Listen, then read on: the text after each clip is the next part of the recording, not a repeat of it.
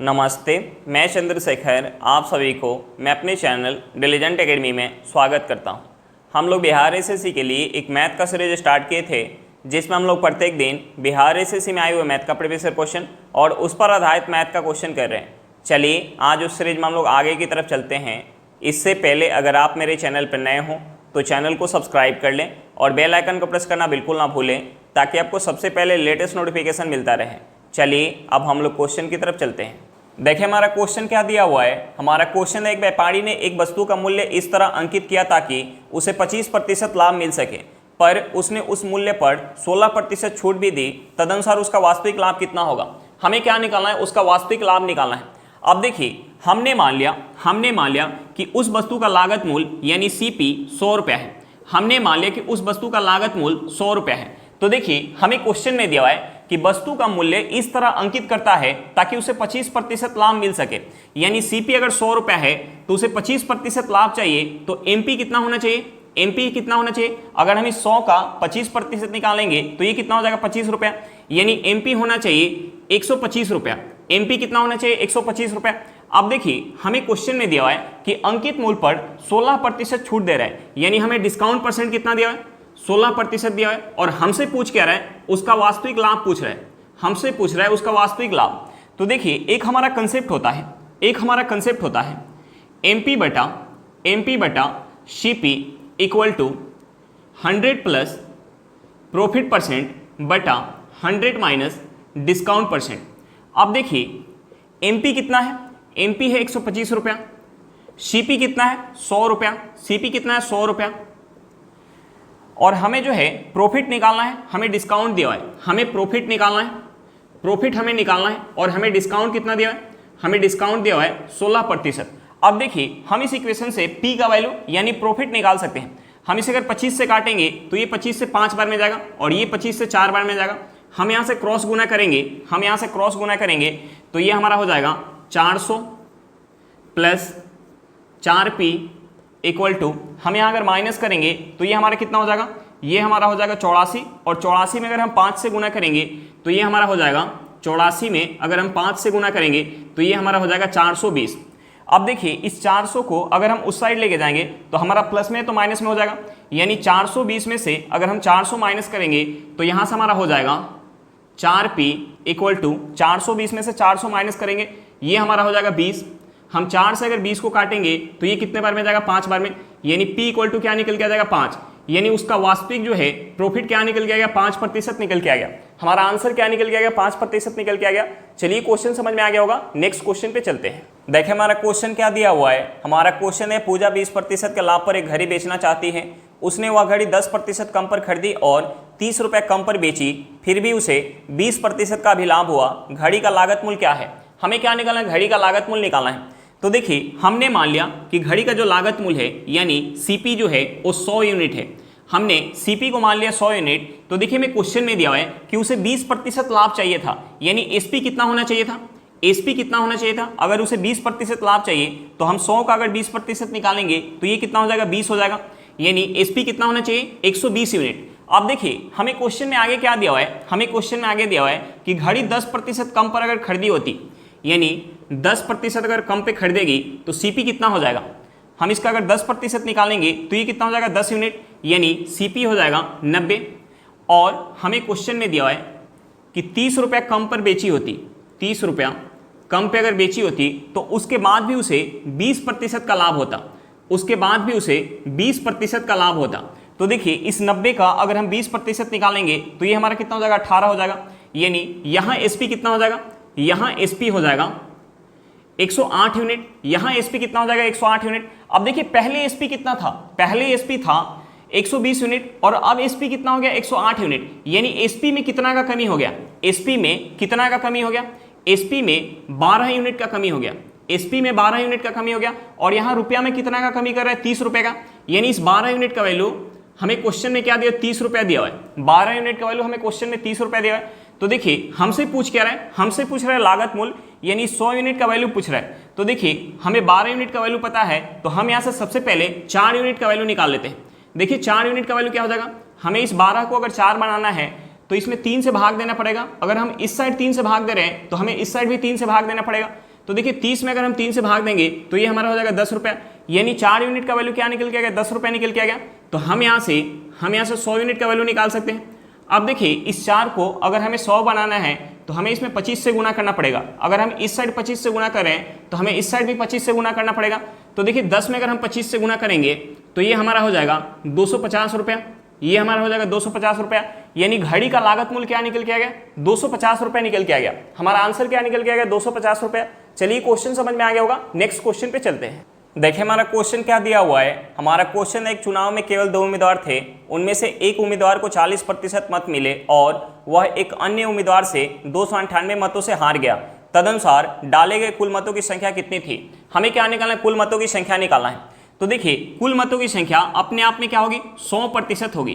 कुल मतों की संख्या अपने आप में क्या होगी, 100%। अब देखिए हमें क्वेश्चन में दिया हुआ है कि एक उम्मीदवार को 40% मत मिल रहे हैं, एक उम्मीदवार को 40% मत मिल रहे हैं, तो दूसरे को कितना मिल जाएगा। टोटल मतों की संख्या अपने आप में क्या होगी, 100%। एक को 40% मिल रहा है तो दूसरे को कितना मिल जाएगा, 60% मत मिल जाएगा। अब देखिए एक को 40% मिल रहा है, दूसरे को 60% मिल रहा है, तो 40% मत प्राप्त करने वाले उम्मीदवार कितना प्रतिशत मत से हार जाएगा, कितना प्रतिशत मत से हार जाएगा, 20% मत से हार जाएगा। अब देखिए यहाँ जो है 20% मत से हार रहा है, लेकिन हमें क्वेश्चन में दिया कि 298 मतों से हार रहा है, यानी इस 20% का वैल्यू हमें क्वेश्चन में क्या दिया हुआ है, 20% का वैल्यू हमें क्वेश्चन में 298 दिया हुआ है। अब देखिए 20% का वैल्यू हमें 298 दिया हुआ है और हमसे कुल मतों की संख्या पूछ रहा है, यानी 100% का वैल्यू पूछ रहा है। तो देखिए हमें 20% का वैल्यू पता है तो हम यहाँ से 100% का वैल्यू बता सकते हैं। देखिए अगर हमें इस 20 को 100 बनाना है तो हमें इसमें 5 से गुना करना पड़ेगा। अगर हम इस साइड 5 से गुना करें तो हमें इस साइड भी 5 से गुना करना पड़ेगा। अब देखिए हम इसमें अगर 5 से गुना करेंगे तो ये हमारा हो जाएगा 40, हाथ में 4, 45 और 4 क्या हो जाएगा 49, हाथ में 4, ये हमारा हो जाएगा 10 और 4 14, यानी कुल मतों का संख्या क्या निकल के आ गया, 1490 निकल के आ गया। हमारा आंसर क्या निकल के आ गया, 1490 निकल के आ गया। चलिए क्वेश्चन समझ में आ गया होगा, नेक्स्ट क्वेश्चन पे चलते हैं। देखिए हमारा क्वेश्चन क्या दिया हुआ है। हमारा क्वेश्चन है ए और बी की मासिक आय का अनुपात 9:8 है और उनके खर्च का अनुपात 8:7 है। यदि उनमें से प्रत्येक की बचत 500 रुपया हो तो ए की मासिक आय कितनी थी। हमें क्या निकालना है, ए की मासिक आय निकालना है। अब देखिए हमें क्वेश्चन में क्या दिया है, हमें क्वेश्चन में ए और बी के इनकम का हमें रेशियो दिया है। इनकम का हमें रेशियो कितना दिया है, 9:8 दिया है।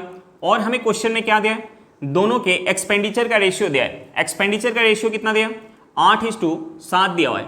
और हमें क्वेश्चन में क्या दिया, दोनों का सेविंग दिया हुआ है। दोनों का सेविंग कितना दिया, 500 रुपया दिया है, यानी ए का सेविंग 500 रुपया है और बी का भी सेविंग 500 रुपया है। और हमसे पूछ क्या रहे हैं, ए की मासिक आय। तो देखिए हम यहाँ क्रॉस प्रोडक्ट लगा के ए की मासिक आय निकाल सकते हैं। अब देखिए क्रॉस प्रोडक्ट लगाने के लिए हम क्या करेंगे, इसमें इससे गुना करेंगे, उसके बाद हम इसमें इससे गुना करेंगे। तो देखिए 8 में अगर हम 8 से गुना करेंगे तो ये हमारा क्या हो जाएगा, 64 हो जाएगा। उसके बाद हम 9 में 7 से गुना करेंगे तो ये हमारा क्या हो जाएगा, 63 हो जाएगा। हम इन दोनों का डिफरेंस लेंगे तो देखिए इन दोनों का डिफरेंस कितना हो जाएगा, 1 यूनिट हो जाएगा। इन दोनों का डिफरेंस कितना हो जाएगा, 1 यूनिट। उसके बाद हम इससे इसमें गुना करेंगे, उसके बाद इससे इसमें गुना करेंगे। तो देखिए 7 से अगर हम 500 में गुना करेंगे तो ये हमारा कितना हो जाएगा, ये हमारा हो जाएगा 3500। और हम 8 से अगर 500 में गुना करेंगे तो ये हमारा कितना हो जाएगा, ये हमारा हो जाएगा 4000। अब देखिए इन दोनों के बीच का डिफरेंस कितना हो जाएगा, इन दोनों के बीच का डिफरेंस हो जाएगा 500 रुपया। अब देखिए यहां से डिफरेंस क्या निकल के आया था, यहां से डिफरेंस निकल के आया था 1 यूनिट और यहां से डिफरेंस क्या निकल के आ रहा है, 500 रुपया। यानी इस 1 यूनिट का वैल्यू, इस 1 यूनिट का वैल्यू हमारा क्या निकल के आ गया, 500 रुपया निकल के आ गया। इस 1 यूनिट का वैल्यू 500 रुपया निकल के आ गया। तो देखिए हमसे पूछ क्या रहे हैं, ए की मासिक आय। तो देखिए ए की मासिक आय कितना है, 9 यूनिट। हमें 1 यूनिट का वैल्यू पता है तो हम यहां से 9 यूनिट का वैल्यू निकाल सकते हैं। 9 यूनिट का वैल्यू कितना हो जाएगा, 9 यूनिट का वैल्यू हो जाएगा 4500 रुपया। 9 यूनिट का वैल्यू कितना हो जाएगा, 4500 रुपया। हमारा आंसर क्या निकल के आ गया, 4500 रुपया निकल के आ गया। अब देखिए दोनों की सेविंग यहां बराबर दी हुई थी, दोनों की सेविंग यहां बराबर दी हुई थी तो हम बिना क्रॉस प्रोडक्ट लगाए भी निकाल सकते हैं। अब देखिए इनकम का हमें रेशियो क्या दिया है, इनकम का हमें रेशियो दिया हुआ है 9:8 और हमें एक्सपेंडिचर का रेशियो क्या दिया है, एक्सपेंडिचर का हमें रेशियो दिया हुआ है 8:7, 8:7। तो देखिए हम यहाँ से दोनों की सेविंग निकाल सकते हैं। हमने मान लिया कि ए का जो इनकम है वो 9 यूनिट है और बी का जो इनकम है वो 8 यूनिट है। ए का जो एक्सपेंडिचर है वो 8 यूनिट है और बी का जो एक्सपेंडिचर है वो 7 यूनिट है। तो देखिए हम यहाँ से अगर सेविंग निकालेंगे तो ए का सेविंग कितना हो जाएगा, 1 यूनिट और बी का भी सेविंग कितना हो जाएगा, बी का भी सेविंग हो जाएगा 1 यूनिट। अब देखिए यहां से हमारा सेविंग दोनों का क्या निकल के आ रहा है, 1-1 यूनिट, यानी दोनों का सेविंग बराबर निकल के आ रहा है। और हमें क्वेश्चन में भी दिया हुआ है कि दोनों का सेविंग बराबर है और दोनों का सेविंग है कितना 500 रुपया, और यहां कितना निकल के आ रहा है 1 यूनिट, यानी इस 1 यूनिट का वैल्यू, इस 1 यूनिट का वैल्यू हमारा क्वेश्चन में क्या दिया है, 500 रुपया दिया है। इस 1 यूनिट का वैल्यू क्वेश्चन में 500 रुपया दिया है, तो हमसे पूछ रहा है ए का इनकम, यानी इस 9 यूनिट का वैल्यू पूछ रहा है, तो हम यहां से 9 यूनिट का वैल्यू निकाल सकते हैं। 9 यूनिट का वैल्यू कितना हो जाएगा, 4500 रुपया हो जाएगा, यानी यहां से भी हमारा आंसर क्या निकल के आएगा, 4500 रुपया। देखिए जब दोनों की सेविंग बराबर दी हुई होगी, जब दोनों की सेविंग बराबर दी हुई होगी तो हम बिना क्रॉस प्रोडक्ट लगा के भी निकाल सकते हैं, लेकिन जब दोनों की सेविंग बराबर ना दी हुई होगी तो हम बिना क्रॉस प्रोडक्ट के नहीं निकाल सकते हैं। दोनों कंसेप्ट को आप लोग ध्यान में रखिएगा। चलिए क्वेश्चन समझ में आ गया होगा, हमारा आंसर क्या निकल के आएगा, 4500 रुपया। चलिए क्वेश्चन समझ में आ गया होगा, नेक्स्ट क्वेश्चन पे चलते हैं। देखिए हमारा क्वेश्चन क्या दिया हुआ है, हमारा क्वेश्चन है समान क्षमता के 2 कंटेनर है, पहले में दूध और पानी का अनुपात 3:1 है और दूसरे में 5:2 है। यदि उन्हें मिला दिया जाए तो मिश्रण में दूध और पानी का अनुपात कितना हो जाएगा।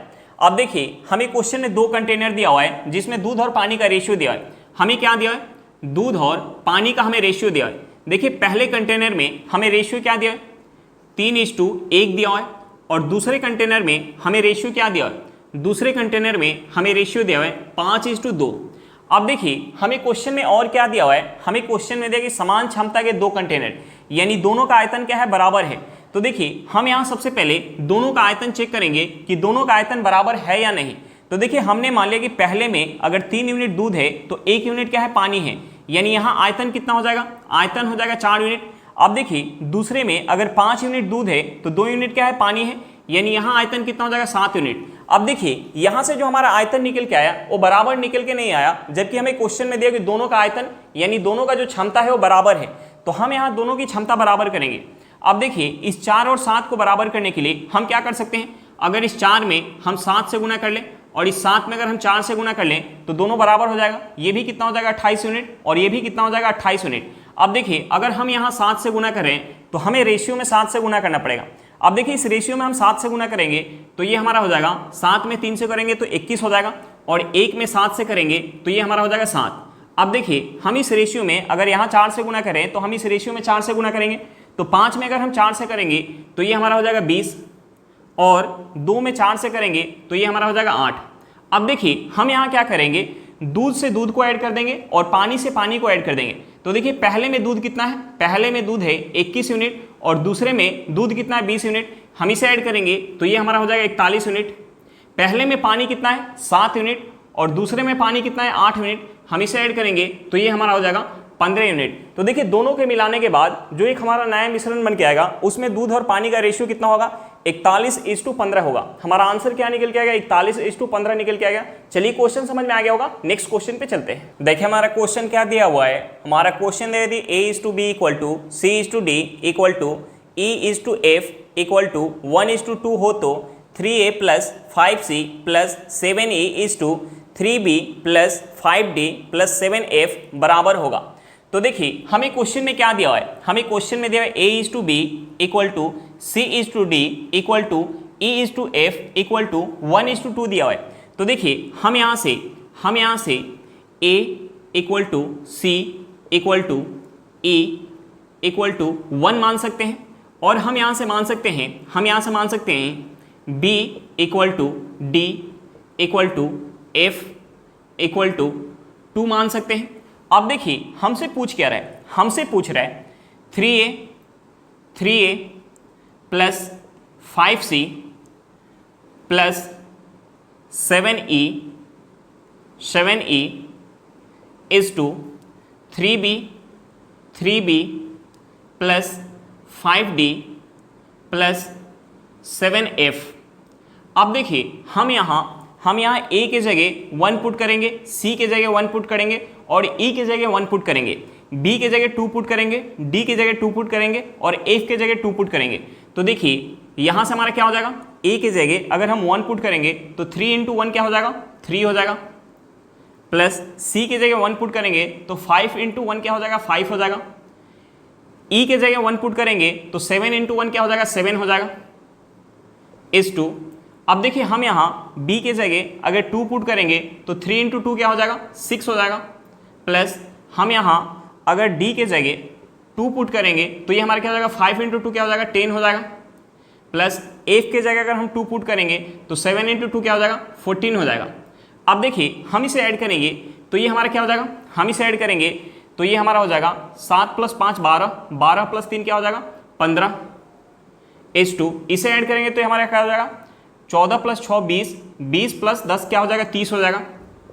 हम इसे अगर 15 से काटेंगे तो ये हमारा 15 से एक बार में जाएगा और ये 15 से 2 बार में जाएगा, यानी यहाँ से हमारा रेशियो क्या निकल के आ गया, यहाँ से हमारा 3a plus 5c plus 7e is to 3b plus 5d plus 7f equal to हमारा क्या निकल के आ गया 1:2 निकल के आ गया। हमारा आंसर क्या निकल के आएगा 1:2 निकल के आ गया। चलिए क्वेश्चन समझ में आ गया होगा, नेक्स्ट क्वेश्चन पे चलते हैं।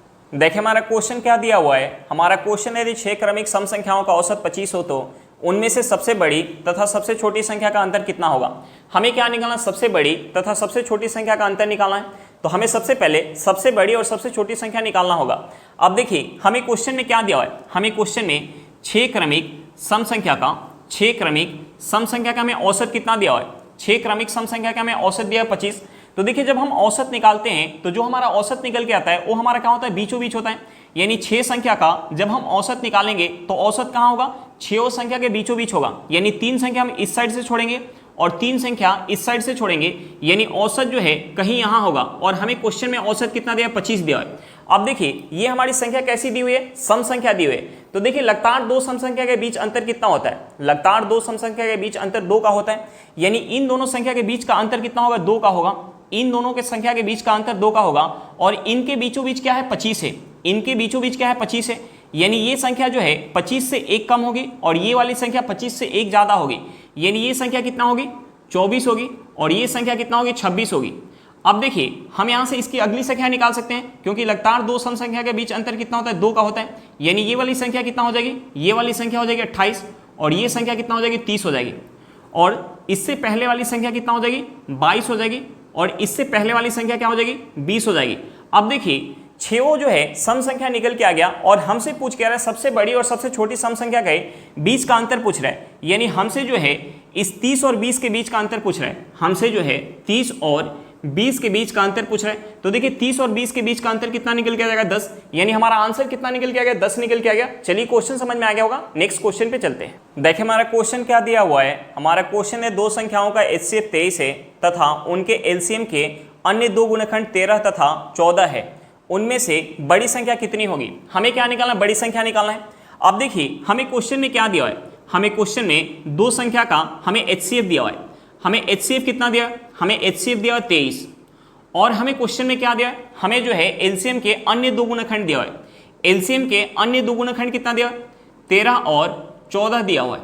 अब देखिए अगर हम HCF से अगर हम गुणनखंड में गुना करेंगे तो हमारा क्या निकल के आ जाएगा, अन्य 2 गुणनखंड में अगर हम HCF से गुना करेंगे तो हमारी दोनों संख्या निकल के आ जाएगी। तो देखिए हम यहाँ अगर HCF से गुना करेंगे तो 13 में HCF कितना है, हम 23 से गुना करेंगे, 13 में 23 से गुना करेंगे और 14 में भी हम 23 से गुना करेंगे। तो यहाँ से हमारी दोनों संख्या निकल के आ जाएगी। अब देखिए हम 13 में अगर 23 से गुना करेंगे तो हम सबसे पहले 23 में 10 से गुना कर लेते हैं। 23 में अगर हम 10 से गुना करेंगे तो ये हमारा कितना हो जाएगा, ये हमारा हो जाएगा 230 और 23 में हम 3 से गुना करेंगे तो ये हमारा कितना हो जाएगा, 69 हो जाएगा। 230 में अगर हम 69 ऐड करेंगे तो ये हमारा हो जाएगा 299। ये हमारा कितना हो जाएगा, 299। अब देखिए हम यहाँ अगर गुना करेंगे 23 में 14 से तो हम यहाँ भी सबसे पहले 10 से गुना कर लेते हैं। 23 में 10 से गुना करेंगे तो ये हमारा हो जाएगा 230 और 23 में हम 4 से गुना करेंगे तो ये हमारा कितना हो जाएगा, 92 हो जाएगा। हम 230 में अगर 92 ऐड करेंगे तो ये हमारा हो जाएगा 322। ये हमारा क्या हो जाएगा, 322।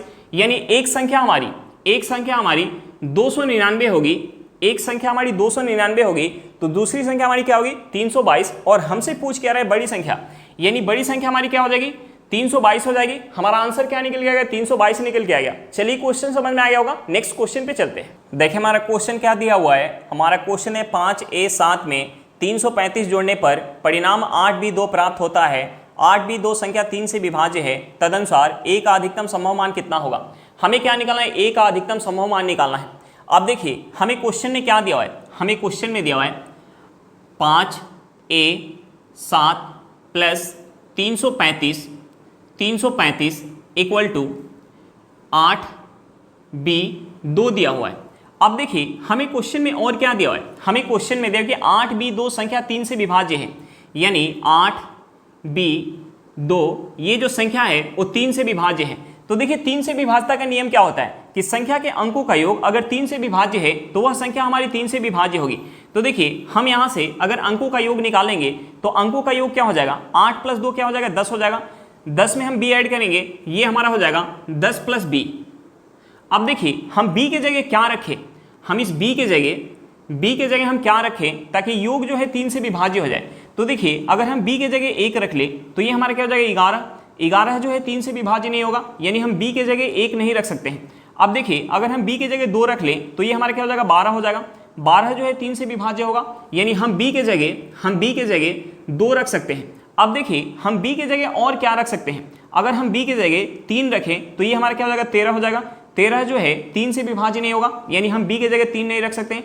b के जगह अगर हम 4 रख लें तो ये हमारा हो जाएगा 14। 14 जो है 3 से विभाज्य नहीं होगा, यानी हम b के जगह 4 नहीं रख सकते हैं। b के जगह अगर हम 5 रख लें तो ये हमारा हो जाएगा 15। 15 जो है 3 से विभाज्य होगा, यानी हम b के जगह 5 रख सकते हैं। अब देखिए अगर हम b के जगह 6 रख लें तो ये हमारा हो जाएगा 16। 16 जो है 3 से विभाज्य नहीं होगा, यानी हम b के जगह 6 नहीं रख सकते हैं। b के जगह अगर हम 7 रख लें तो ये हमारा हो जाएगा 17। 17 जो है 3 से विभाज्य नहीं होगा, यानी हम b के जगह 7 नहीं रख सकते हैं। अब देखिए अगर हम b के जगह 8 रख लें तो ये हमारा क्या हो जाएगा 18 हो जाएगा। 18 जो है 3 से विभाज्य होगा, यानी हम b के जगह 8 रख सकते हैं। अब देखिए अगर हम b के जगह 9 रख लें तो ये हमारा क्या हो जाएगा 19 हो जाएगा। 19 जो है 3 से विभाज्य नहीं होगा, यानी हम b के जगह 9 नहीं रख सकते हैं। अब देखिए b का जो है कितना मान हमारा निकल के आ गया, b का कितना संभव मान निकल के आ गया, 3 संभव मान निकल के आ गया, 2, 5 और 8। अब देखिए हम एक एक करके इस इक्वेशन में हम b का मान रखेंगे तीनों। अब देखिए हमारा इक्वेशन दिया हुआ है 5a 7 + 335 इक्वल टू हम b के जगह पहले 2 पुट करेंगे तो ये हमारा क्या हो जाएगा, ये हमारा हो जाएगा 822। ये हमारा क्या हो जाएगा 822। अब देखिए हम इस a के जगह क्या रखें, हम इस a के जगह क्या रखें ताकि इसे ऐड करने के बाद हमारा 822 निकल के आ जाए। तो देखिए 7 में अगर हम 5 ऐड करेंगे तो ये हमारा क्या हो जाएगा 12। 12 का 2 हाथ में 1। अब देखिए इस 3 में 1 ऐड करेंगे, ये हमारा क्या हो जाएगा 4 हो जाएगा। अब देखिए हम इस a के जगह क्या रखें, हम इस a के जगह क्या रखें ताकि इसमें हम 4 ऐड करें तो इकाई के स्थान पे हमारा 2 आ जाए। तो देखिए हम 4 में अगर 8 ऐड करेंगे तो हमारा क्या हो जाएगा 12 हो जाएगा, तो इकाई के स्थान पे हमारा 2 आ जाएगा। अब देखिए हम a के जगह 8 रख सकते हैं। अगर हम यहाँ a के जगह 8 रखेंगे तो ये हमारा 12 हो जाएगा। 12 का 2 हाथ में 1 आ जाएगा। अब देखिए हम यहाँ इसमें हार्सिल ऐड करेंगे, ये हमारा क्या हो जाएगा 6 हो जाएगा। 6 + 3 करेंगे, ये हमारा क्या हो जाएगा 9 हो जाएगा। ये हमारा क्या हो जाएगा 9 हो जाएगा। और यहाँ क्या दिया हुआ 8 दिया हुआ है, यानी b का वैल्यू हमारा जो है इस इक्वेशन में 2 नहीं हो सकता है। इस इक्वेशन में b का वैल्यू जो है वो हमारा 2 नहीं हो सकता है। अब देखिए हम यहाँ b के जगह 5 रखेंगे, हम यहाँ b के जगह 5 रखेंगे तो देखिए 5 रखेंगे तो ये हमारा क्या हो जाएगा, ये हमारा हो जाएगा 5a 7 + 335 इक्वल टू ये हमारा हो जाएगा 852।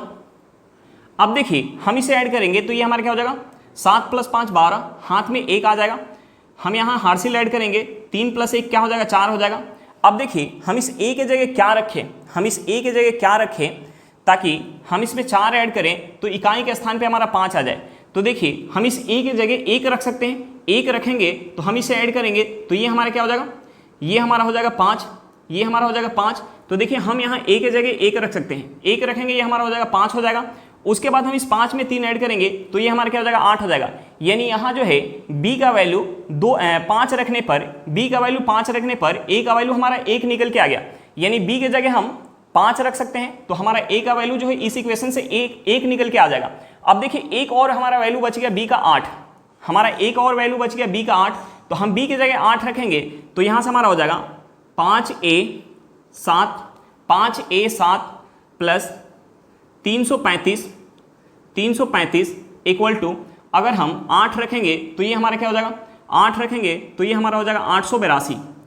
अब देखिए हम इसे ऐड करेंगे तो 7 + 5 क्या हो जाएगा 12 हो जाएगा। हाथ में क्या आ जाएगा 1 आ जाएगा। हम इसमें 1 ऐड करेंगे तो ये हमारा हो जाएगा 4। अब देखिए हम इस a के जगह क्या रखें ताकि इसमें हम 4 ऐड करें तो हमारे इकाई के स्थान पे 8 आ जाए। तो देखिए हम a के जगह 4 रख सकते हैं। हम a के जगह 4 रखेंगे तो 4 + 4 हमारा क्या हो जाएगा 8 हो जाएगा। उसके बाद हम 5 में 3 ऐड करेंगे तो ये हमारा क्या हो जाएगा 8 हो जाएगा। यानी यहाँ से हमारा b के जगह अगर हम 8 पुट कर रहे हैं तो a हमारा क्या निकल के आ रहा है, a हमारा जो है 4 निकल के आ रहा है। यानी यहाँ से जो है b का हमारा 3 वैल्यू निकल के आया, 2, 5 और 8 निकल के आया, और a का हमारा 2 वैल्यू निकल के आया। a का हमारा 1 निकल के आया और दूसरा क्या निकल के आया 4 निकल के आया, और हमसे पूछ रहा है a का अधिकतम संभव मान। यानी यहाँ से जो है 1 और 4 में अधिक कौन है, 4 है। यानी यहाँ से हमारा सही आंसर क्या हो जाएगा, ऑप्शन डी हो जाएगा। सही आंसर क्या हो जाएगा, ऑप्शन डी हो जाएगा। चलिए क्वेश्चन समझ में आ गया होगा, नेक्स्ट क्वेश्चन पे चलते हैं। देखिए हमारा क्वेश्चन क्या दिया हुआ है। हमारा क्वेश्चन है 2 रेलगाड़ियों की लंबाई 5:3 के अनुपात में है तथा उनकी चाल 6:5 के अनुपात में है। एक खंबे को पार करने में उनके द्वारा लिए गए समय का अनुपात कितना होगा। हमें क्या निकालना, समय का अनुपात निकालना है। तो देखिए यहाँ जो है रेलगाड़ी एक खंबे को पार कर रही है। तो देखिए जब भी कभी रेलगाड़ी किसी खंबे को पार करती है तो उस केस में रेलगाड़ी अपने लंबाई के बराबर दूरी चलती है। तो देखिए हमें क्वेश्चन में लंबाई का हमें रेशियो दिया है और यहाँ रेलगाड़ी जो है एक खंबे को पार कर रही है, तो जो हमारा लंबाई का रेशियो होगा वो किसके बराबर होगा, दूरी के रेशियो के बराबर होगा। यानी दूरी का रेशियो क्या हो जाएगा, दूरी का रेशियो हो जाएगा 5:3 हो जाएगा। दूरी का रेशियो क्या हो जाएगा 5:3 हो जाएगा। और हमें क्वेश्चन में क्या दिया हुआ है, हमें क्वेश्चन में स्पीड का रेशियो दिया है। दोनों के स्पीड का हमें रेशियो क्या दिया है 6:5 दिया हुआ है। और हमसे पूछ क्या रहा है, हमसे पूछ रहा है टाइम का रेशियो। तो देखिए हमें डिस्टेंस दिया हो और हमें स्पीड दिया हो तो हम टाइम कैसे निकालते हैं। टाइम निकालने के लिए हम डिस्टेंस में स्पीड से भाग देते हैं। तो देखिए हम यहाँ क्या करेंगे, दोनों रेशियो में हम भाग देंगे आपस में। तो देखिए यहाँ से हमारा हो जाएगा 5/6 3/5 हो जाएगा। अब देखिए हम यहाँ से क्रॉस गुना करेंगे, तो यहाँ से हमारा टाइम का रेशियो हो जाएगा 5 में हम 5 से गुना करेंगे, ये हमारा हो जाएगा 25:6 में 3 से गुना करेंगे तो ये हमारा हो जाएगा 18। यानी यहाँ से हमारा टाइम का रेशियो क्या निकल के आ गया 25:18 निकल के आ गया। हमारा आंसर क्या निकल के आ गया 25:18 निकल के आ गया। चलिए क्वेश्चन समझ में आ गया होगा। आज के लिए इतना ही, फिर मिलते हैं नेक्स्ट क्लास में। अगर क्लास अच्छा लगे तो क्लास को लाइक करिएगा। अगर आप मेरे चैनल पर नए हो तो चैनल को सब्सक्राइब करिएगा और क्लास को अपने दोस्तों के साथ शेयर करना बिल्कुल मत भूलिएगा। चलिए बाय बाय।